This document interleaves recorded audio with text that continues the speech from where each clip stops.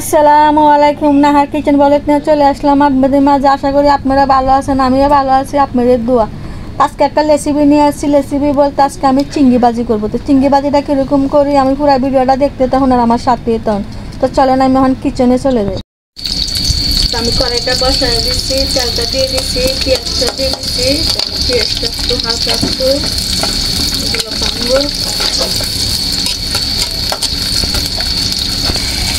তার সাথে দিয়ে দেবো চিংড়ি মাছটা।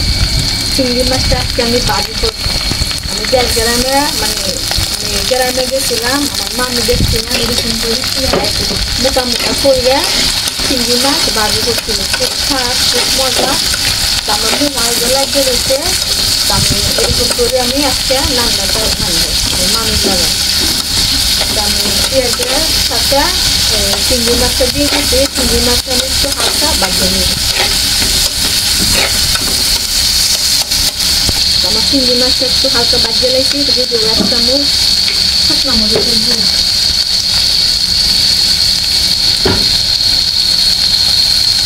আধা চামচ জিরার গুঁড়ো, আধা চামচ হলুদ, আধা চামচ ধনিয়ার গুঁড়ো,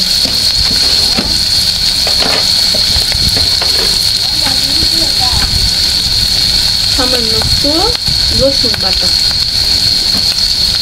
এটা বলছিলাম রসুন বাটা কেন দিয়েছেন, চামচের মতো রসুন বাটা কাটে না, তো দিলে একটু ভালো স্বাদ হয়। স্বাদ মতন লবণ। আর এই মাছ গ্রামের নান্দা খুব স্বাদ, কেন রাত্রি চুলাদের নান্দা সেই স্বাদ।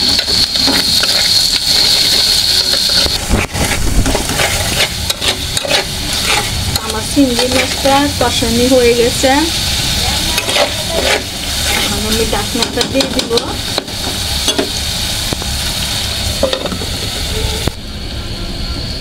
আমার চিংড়ি মাছের ভাজিটা হয়ে গেছে। এরকম আমি নাইছে জোর জোর করলাম, তেলের মধ্যে এখন আমি নামায় ফেলাম। আমার চিংড়ি ভাজিটা মাশাআল্লাহ দেখেন হয়ে গেছে। এটা দেশগ্রামে আমি মামির হাতে খাইছিলাম, খুব স্বাদ, খুব মজা। এখন আমার হাতে কিরকম হয় আমি জানি না।